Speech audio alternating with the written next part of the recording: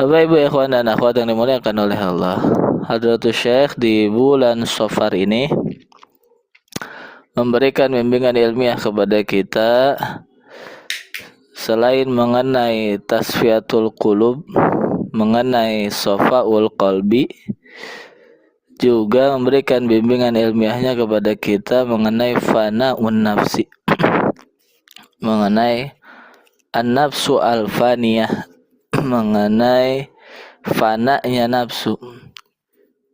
Hadratus Syekh berkata di dalam kitabnya, la yakunul fana'u illa bidzikrillahi. Fana itu bagi seorang murid tidak akan terjadi, tidak akan ada illa bidzikrillahi kecuali dengan istiqomah mengamalkan amaliyah bimbingan guru mursyid, khususnya zikir. Wa dzikru la yufidu faidatan tamatan illa bitalqin. Tentu zikir yang bisa menghantarkan kepada fana itu adalah zikir yang sudah ditalkinkan. Bapak Ibu ikhwan dan akhwat yang dimuliakan oleh Allah, lantas apa itu fana?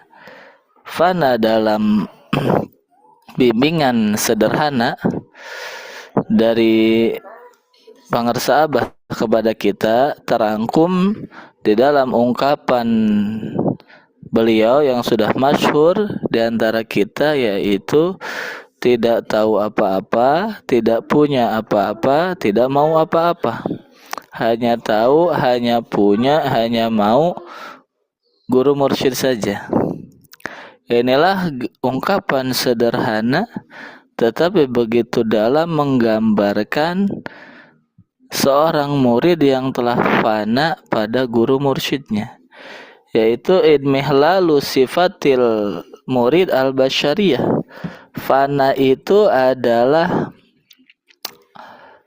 hilangnya sifat basyariyah seorang murid, hilangnya, rusaknya, binasanya sifat basyariyah seorang murid, wa taglubu suratu syaikhihi, yang ada adalah gurunya. Ibarat kita membuat kopi, ya, kita taruh kopi dan gula. Ketika sudah dicampur air, diaduk, kopinya tetap ada, ampas kopinya tetap ada, tetapi gula itu menghilang. Bukan arti menghilang, tuh gula itu larut ke dalam kopi tersebut, ke dalam air itu. Itulah gambaran iradah seorang murid yang ikut kepada iradah guru mursyidnya. Maka taglubu suratu syaikhihi, keinginan seorang guru mesti lebih besar dibandingkan keinginan seorang murid itu. Ketika keinginan kita dengan keinginan guru tidak sesuai, maka murid yang fana pasti mengikuti keinginan guru mursyidnya. Dalam praktik sederhana, ketika kita melakukan amaliyah yang telah dibimbingkan kepada kita semua, itu adalah kita sedang fana, sedang mengikuti iradahnya guru. Nafsu kita inginnya santai, nafsu kita inginnya senang-senang, nafsu kita inginnya kenikmatan jasmani. Tetapi keinginan guru adalah kita senantiasa berzikir. Di waktu-waktu tertentu guru ingin kita melakukan amaliyah. Ketika nafsu kita mengikuti keinginan guru, itulah kondisi fana yang sederhana dari seorang murid. Bapak Ibu ikhwan dan akhwat yang dimuliakan oleh Allah, maka tidak akan ada fana itu tadi dikatakan illa bizikrillah, kecuali dengan zikir yang khusus, yang pokok, kecuali dengan mengamalkan semua amaliyah yang telah dibimbingkan kepada kita. Bagaimana bisa seorang murid disebut fana jika amaliyah dari guru mursyidnya ia tinggalkan? Bagaimana bisa seorang murid fana dalam arti yang lebih luas lagi jika bimbingannya saja, taujihatnya saja tidak diamalkan. Maka di dalam Kanzul Aras itu ada ungkapan kurang lebih ya, murid yang tidak mendapatkan manfaat dari ucapan gurunya, maka tidak akan bermanfaat perbuatan gurunya. Artinya apa? Jika kita terhadap kalam-kalam taujihat wangersa abah saja kita tidak dengarkan, kita tidak amalkan, bagaimana kita bisa mencontoh perbuatannya? Nah, yang terbaru ini kan ada maklumat mengenai doa, kita amalkan doa itu. Jangan sekadar maklumat menjadi maklumat saja, menjadi pengetahuan saja, tapi tidak kita amalkan. Kita amalkan apa yang dimaklumatkan. Bapak, Ibu, ikhwan dan akhwat yang dimuliakan oleh Allah. Oleh karenanya maka dikatakan salah satu asya'a idza ta'addada mudabbiruha fasada nizamuha. Ada 3 hal yang apabila yang mengurusnya lebih dari satu maka akan menjadi rusak. Bukan menjadi baik, bukan menjadi maslahat, bukan menjadi positif. 3 hal ini jika yang mengurus lebih dari satu, fasada nizamuha, maka akan jadi rusak. Pasti akan rusak, akan mudarat, akan berdampak negatif. Apa yang pertama? Yang pertama adalah al-uluhiyah. Ketuhanan, Tuhan. Lau kana fihi ma alihatun illallah la fasadata. Seandainya di langit dan bumi ada Tuhan selain Allah, artinya yang mengurus alam semesta lebih dari satu. Jangankan banyak, ada satu Tuhan lagi selain Allah. Misalkan secara hakiki misalkan ada satu Tuhan lagi selain Allah yang mengurus langit dan bumi, tidak usah banyak, satu saja. Maka alam semesta pasti akan rusak. Mengapa? Karena akan i'tirad, akan bertentangan antara satu Tuhan dengan satu Tuhan yang lain. Tuhan yang satu mengatakan panas, Tuhan yang satu mengatakan hujan. Nah, maka tidak akan jadi bertentangan, akan membawa kerusakan pada alam. Sehingga logika sederhana manusia, logika tauhid sederhana, Tuhan itu hanya satu. Demi apa? Maslahatnya alam. Tetapi logika kaum jahiliyah, tidak mungkin Tuhan itu satu. Kenapa? Hajat kita kan banyak. Masa Tuhannya hanya satu? Mestinya Tuhan itu banyak. Kenapa? Karena hajat manusia itu banyak. Nanti ada Tuhan yang mengurus kesehatan, ada yang mengurus rezeki, ada yang mengurus bumi, ada yang mengurus langit dan lain sebagainya. Logika itu masih bisa kita lihat pada beberapa pemeluk agama Ardi ya, yang ada saat ini ya, katakanlah Hindu, Buddha dan lain sebagainya. Inilah hal pertama, satu perkara yang apabila yang mengurusnya lebih dari satu, maka akan menjadi rusak. Yang kedua adalah as-sultanah. Ini nanti akan ada kaitannya dengan fana'un nafsi. Yang kedua as-sultanah. As-sultanah itu kepemimpinan, kekuasaan, kerajaan ya.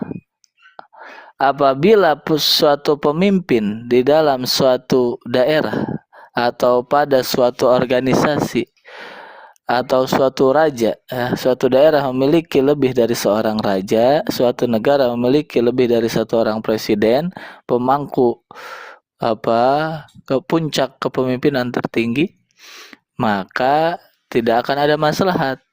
Yang ada adalah kerusakan. Karena adanya benturan kepentingan, benturan instruksi. Mata yablughul bunyanu tamamah anta tabni wa ghairuka yahdimu. Suatu rumah tidak akan berdiri, jangankan negara, satu rumah tidak akan berdiri dengan kokoh, dengan sempurna kalau mandornya ada dua. Bagaimana mungkin bangunan itu bisa tegak berdiri, yang satu membangun, yang satu meruntuhkan. Kata mandor yang satu, cor buat apa, dinding, kata yang satu, rubuhkan. Nah, ini maka tidak akan pernah sampai kepada kesempurnaan. Yang ketiga, asyaikhukhah, guru. Idza ta'addada ala muridin wahidin, kalau guru bagi seorang salik ya, guru suluk maksudnya, bukan guru ilmu. Kalau guru ilmu silahkan belajar sebanyak-banyaknya. Dibuktikan dengan pengersabah, memotivasi murid-muridnya, memerintahkan murid-muridnya untuk senantiasa belajar. Khususnya Sirna Rasa sedang ada program siswa tama ini, membutuhkan 1.000 orang siswa. Bagi ikhwan dan akhwat, baik dirinya pribadi ataupun anak-anaknya, ya silahkan, jangan sungkan-sungkan. Kita niat khidmat kepada pengersabah, daftarkan kepada Usama. Guru ilmu silahkan sebanyak-banyaknya. Tapi jika guru ruh, guru suluk, itu hanya satu saja. Kalau lebih dari satu, fasadat tarbiyatuhu, maka akan rusak bimbingannya. Sama halnya kita berobat. Berobat itu hanya satu saja. Harus konsisten ke satu dokter. Jika belum habis obat yang dari dokter ini, kita jangan dulu berobat ke yang lain. Ya, saya ada pengalaman pribadi, memiliki sahabat, memiliki teman, ketika istrinya itu sedang mengandung, ya, ia melakukan check up itu tidak pernah ke satu dokter. Nanti bulan kesekian ke dokter yang ini, bulan kesekian ke dokter yang ini. Ternyata ketika lahir, mohon maaf, jantung anaknya bermasalah. Itu yang menurut dokter semestinya semenjak di kandungan itu sudah bisa dideteksi. Tapi karena itu tadi, tidak pernah berobat ke satu dokter, yang tidak pernah check up ke satu dokter yang tepat, yang tetap, maka jadi seperti itu. Inilah kita gambaran seorang murid kita ini sedang berobat. Habiskan semua obat yang dari guru mursyid kita. Janganlah kita, mohon maaf, mengikuti keinginan kita sendiri. Leburkan keinginan kita pada keinginan guru mursyid. Seperti kopi tadi. Kalau kopinya 2 sendok, gelasnya gulanya ya paling setengah sendok. Jangan kopinya setengah sendok, gulanya 3 sendok. Itu bukan air kopi namanya, jadi air gula. Keinginan guru itulah yang utama, mesti kita utamakan. La yajuzu li muridin ayattakhidha illa syaikhan wahidan li'anna dzalika a'wanu lahu fit thariq. Tidak boleh bagi seorang murid mengambil guru mursyid kecuali hanya satu saja, karena itulah yang paling efektif di dalam mendidik dia dalam suluknya. Kama anna la yakunu lil alami, kama anna la yakunul alamu baina ilahaini, sebagaimana alam semesta ini tidak diurus oleh dua Tuhan. Kemudian walam ra'atun baina zaujaini, tidak ada perempuan yang memiliki atau yang diurus oleh dua suami dalam syariat, ya. Syariat tidak membolehkan itu. Kalau laki-laki beristri lebih dari satu, syariat membolehkan, dan secara logika juga itu bisa diterima. Tetapi poliandri, istrinya satu, perempuannya, lakinya lebih dari satu, maka itu tidak akan menjadi rusak. Ketika ada benih anak, itu benih siapa?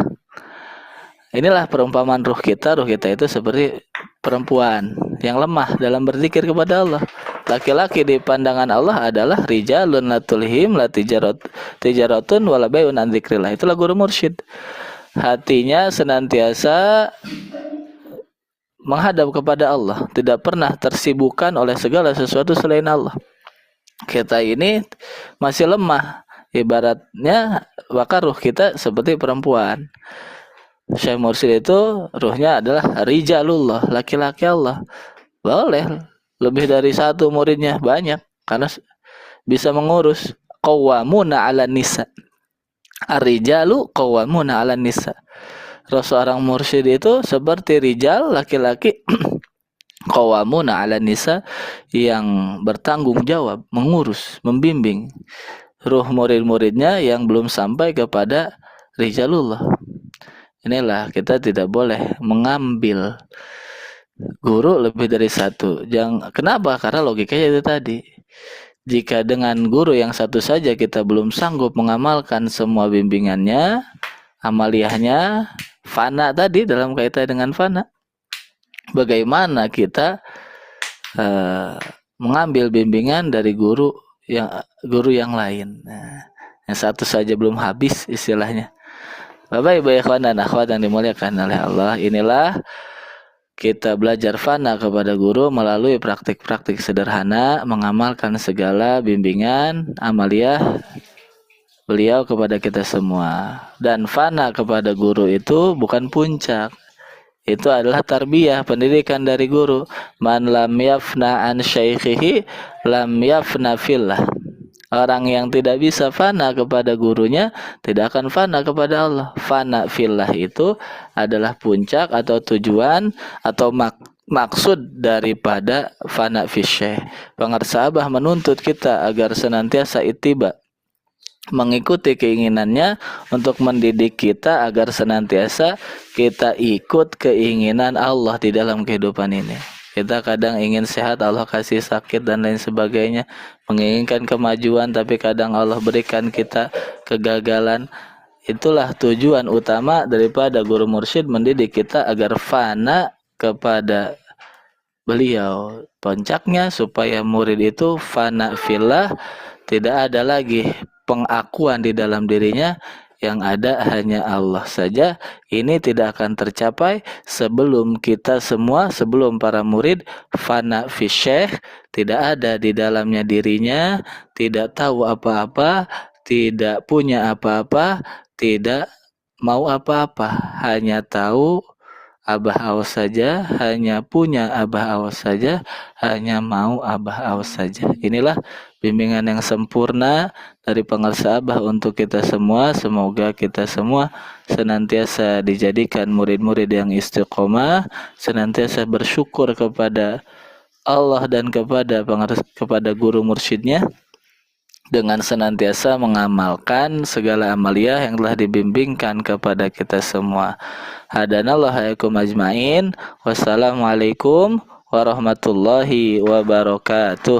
Waalaikumsalam warahmatullahi wabarakatuh.